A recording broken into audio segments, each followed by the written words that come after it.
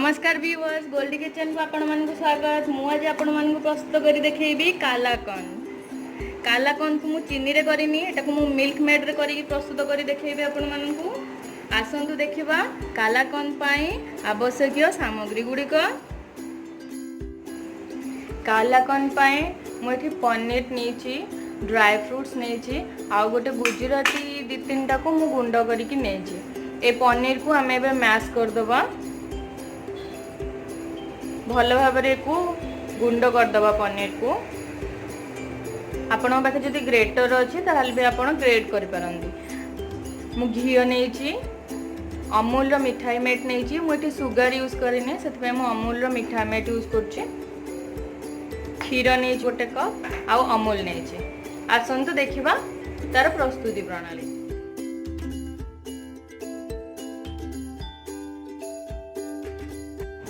Subscribe कर दिंतु, पाखे थिबा बेल आइकन को बजाय दिंतु, ऑल कर दिंतु मोर नुआ नुआ नोटिफिकेशन पाइबापी।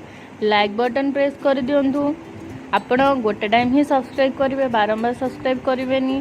देन गोटे कमेंट भी दे दिंतु। अमूल रे क्षीर पकईकी एबे मो भल भाव रे गोले देबी।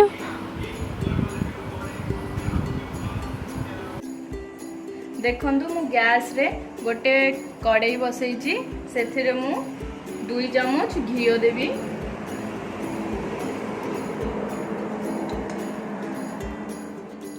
टिके ताती गला परे मुझे पनीर गुड़ा देवी। जो पनीर गुड़ा को खंड खंड करी पूरा छोट छोट करी गुंड करी से पनीर गुड़ी को पकेबी। यापर मु अमूल मिठाई मेट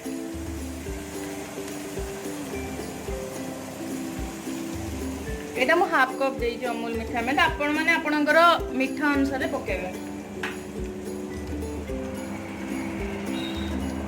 तापरे से मु गोळेई रखिदिबा अमूल आ क्षीर को पकेबी। आ जो क्षीर बळी जाइथिला कप रे से गुडा को भी पकोछि।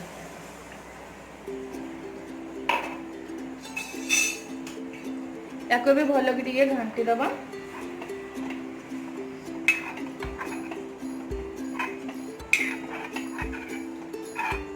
जमती पनीर गुड़िक लगी न जाए पूरा भल भाव घाटी दबा।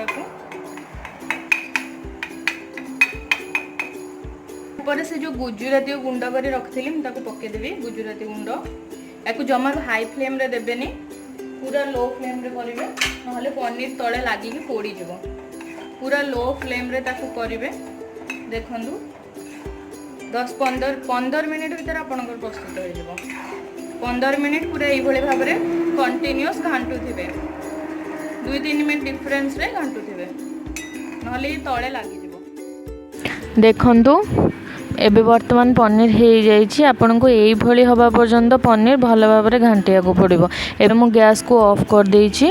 एबे मु गोटे प्लेट नहीं, से प्लेट रे टिके घी लगे दूची भल भाव में। एकु आमे से प्लेट रे ढालिबा।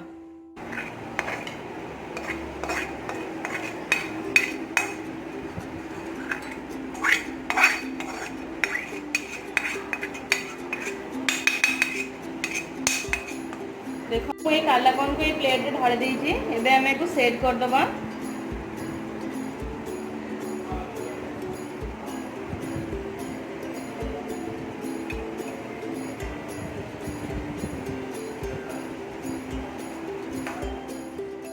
कालाकन को सेट कर देइछि। मु से नेथुआ ड्राई फ्रूट्स गुडी को या ऊपर मु लगे दोछि। भले कि सजेई कि मु रख देबी। आपण घरे जदि केबे क्षीर छिंडी जाए ताले भी आपण ये कालाकन प्रस्तुत करि परिबे। बहुत टेस्टी एटा, छोट बड़ समस्त भल लागिबो। खाइबा पई मध्ये बहुत टेस्टी। देखंतु हे जाइछि। एकु आमे एबे 20 मिनिट पई कि फैन रे छाडी दबा। देखंतु मो मिठाटी को ठंडा हो जाइछि। 5 मिनिट पई मु फ्रीज रे रखि देइथिली सेट हवा पई कि। यापर मुझे काटी पीस पीस करी आपण मैंने जो प्रकार पसंद आपंकर से हिसाब से काटी पारती। छोट छोट पीस करी मुझे काटी।